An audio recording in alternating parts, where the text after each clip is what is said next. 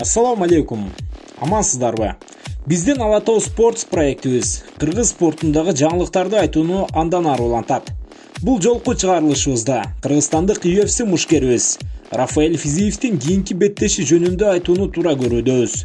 Жакында гана UFC уюму 28 ноябрда өтө турган Лас-Вегас шаарындагы Fight Night мелдешинде Рафаэль Физиев буга чейин аты көпкө тараган бразилиялык Ренату Майкано менен беттешерин расмий белгиледи. Демек алдыда ушул беттеш тууралуу азын-улак сөз кылалы. Сиздер биздин каналга жазылып, видеого лайк басып туруңуздар. Ушул жылдын 18-июль күнү Яс аралында орун алган мелдеште Марк Диакезне ишенимдүү утуп чыккан Рафаэль Физиев кеченин мыкты беттеш үчүн кошумча $50,000 алган эсибизде.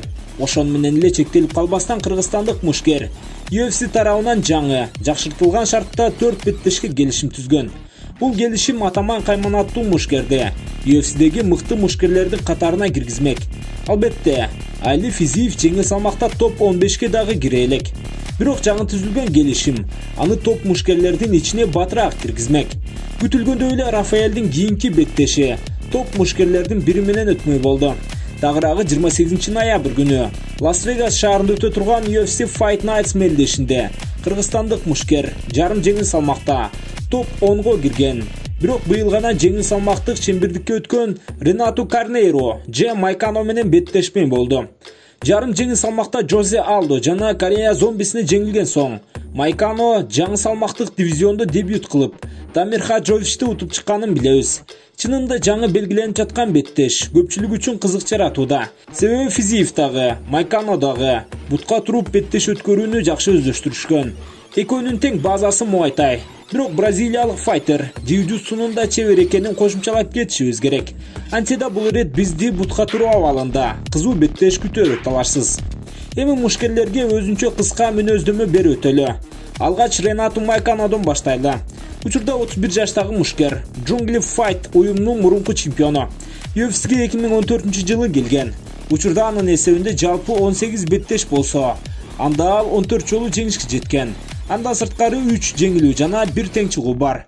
Үстүдө айтып өткөндөй, негизинен Майкано жарым жеңил салмакта беттешип келген. Ал категорияда Ренату UFC'деги мыктымын дегендин баары менен беттешип чыккан. Анын ичинде Жозе Алдо, Корея зомбиси жана Брайан Артегаларга жеңилип калса, Келвин Каттар, Зубайра Тухугов, Кап Свонсон сыяктуу мушкерлерди утуп алган.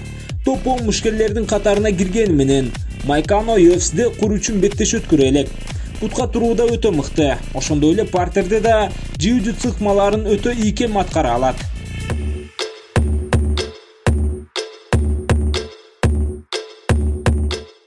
Ал эми кыргызстандык мушкерге келсек, Рафаэль Физиев 27 жашта, UFC'деги рекорду 3 беттеш, 2 жеңиш, 1 жеңилүү. Жалпы ММА'деги рекорду 8 жеңиш, 1 жеңилүү.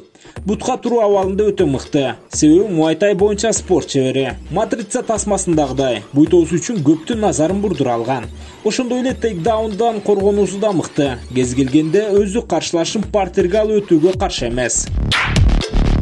Эки мушкерге кыска мүнөздөмө ушундай. Азыр көпчүлүк бул беттеш кайра эле кеченин мыкты эрүү эле аталат деген пикирде.